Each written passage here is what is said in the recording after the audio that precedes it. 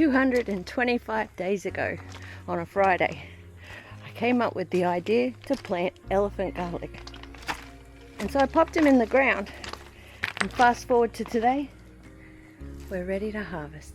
Elephant garlic, easy to grow, easy to harvest, easy to preserve. Why not give it a go?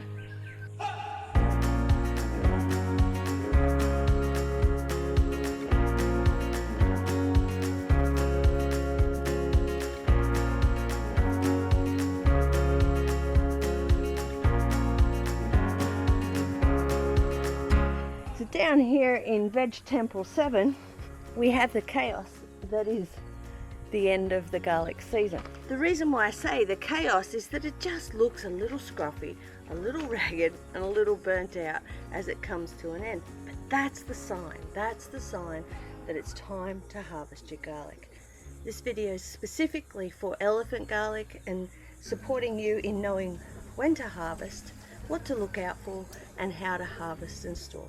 Elephant garlic is a unique and flavorful favorite of many gardeners because it's such an easy garlic to grow. Now, it's not a traditional garlic, it's more related to a leek, but it does have a beautiful garlicky flavor, but a little milder than most other garlics. Personally, I love it because you just add more in, and it gives you that flavorsome garlicky pop without the fuss in the garden, because you know I'm a lazy gardener. I want things that grow and that harvest easy, store well, and elephant garlic is one of those.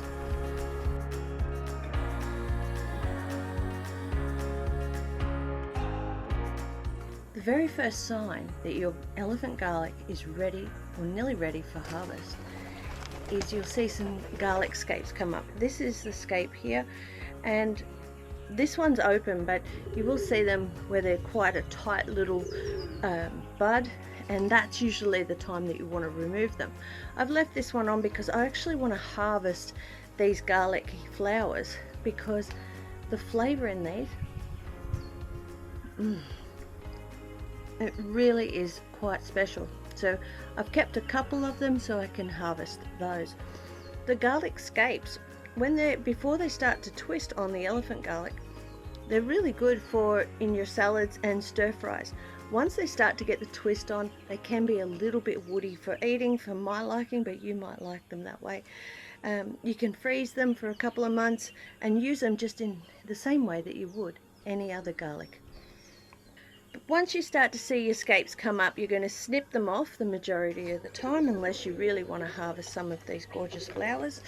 When you harvest your garlic scapes, it's a great idea to cut them as far down as you can without cutting into any of the leaves.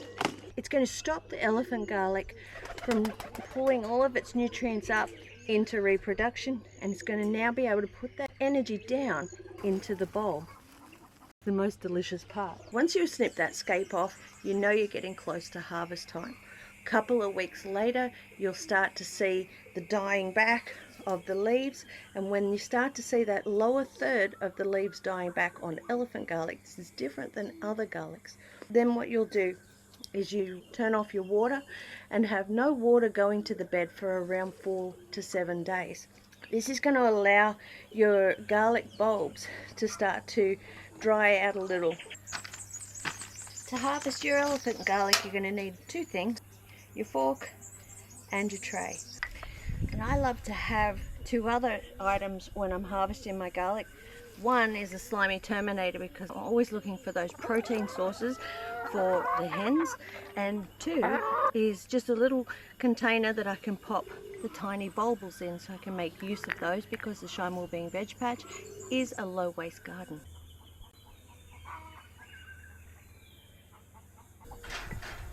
We're ready to harvest.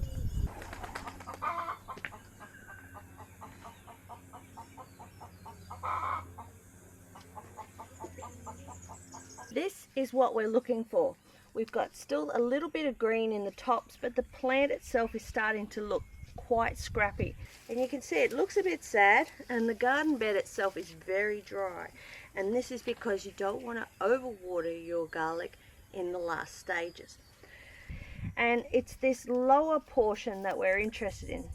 The lower third of the plant has this browning off tinge, and that's the sign that your elephant garlic is ready to be harvested. But like any rule, there's variations. And here's one of those variations. We've got drying out and browning off in that lower third, but we've got some deep yellowing starting to happen all the way up. Now this one's definitely going to be ready.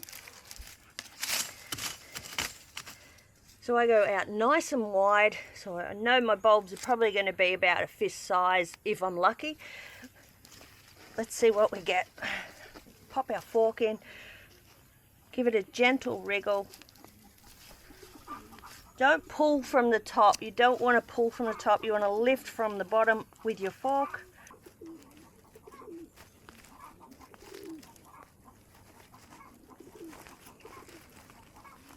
When we take a closer look, we come across these little bulbils. Now these are perfectly fine to plant for next year. You can see there's quite a few. Look at that. Gorgeous garlic. There's quite a few cloves there. And then we've got all these beautiful little bulbils as well. We'll be using these bulbils. I'll dry them just like I would seed or any other bulb. Just let them dry out naturally. And next year I'll pop them in the ground. So I go in nice and wide, much wider than I think the bulb is going to be. Wriggle the fork in and then start to lift it up. Now this ground is dry at the moment and it's quite firm, so it takes a bit of doing. And there we have it. Stabbed garlic is okay, but it's something that you want to use straight away. So when you harvest your garlic, if you've got any damage on any of the papery skins, it's simple. Just put them aside and put them in a pile for now, and the rest you'll store in your harvest pantry for later. Nice bulbils on here.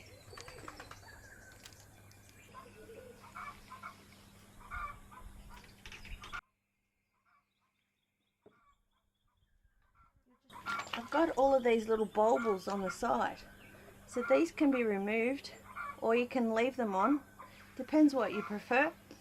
Personally for me, I like to remove them, and I'm going to keep these little beauties for later. And you can eat these, you can use them as a salad topper, or you can simply replant them for next season. So this one wasn't a great harvest, so much for being elephant. This must be baby elephant garlic, this one. But you want to be gentle, so that's just come out of the ground and the skins are still quite soft and fragile. So I'm just going to pop this one down and I'm going to leave them to dry for several weeks. You're not going to cut your roots off, you're not going to scrub your cloves, and you're not going to trim off these. They just go out to dry for a couple of weeks before you do anything to them.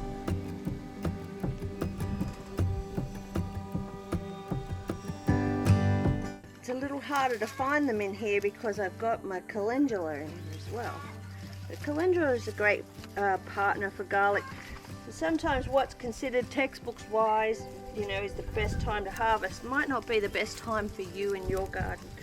You may have to grow some more things and need to get them in the ground before it gets too hot or too cold. And in my case, I definitely want to get some more corn in. So I'm happy enough to sacrifice this garlic at this point. But the general school of thought is that to harvest once that lower third of leaves have started to die back. So this is definitely the right time. I wouldn't want to do it any sooner, but you could do it a little later.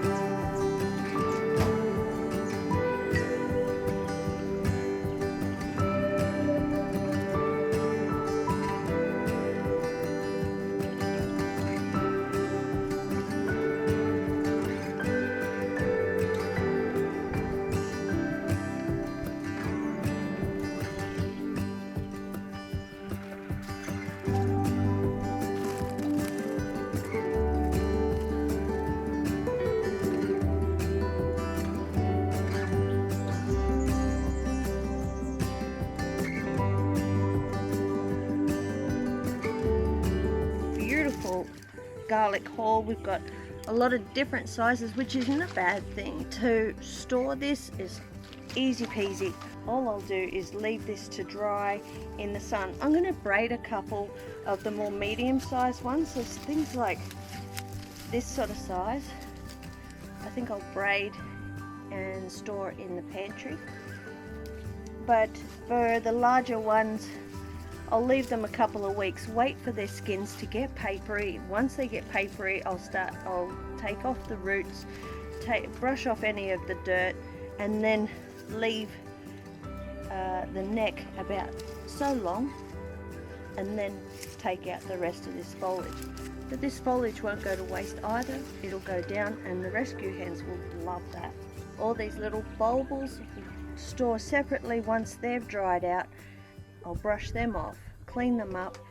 I'll also keep some of the best garlic, and what I'll do is I'll keep this for cloves for next season for planting. So once that's dried out, I'll split the garlic head open, take out the cloves and store them aside so that they don't get eaten, and I'll pop them back in the ground for next season. Elephant garlic, easy to grow, easy to harvest, easy to preserve.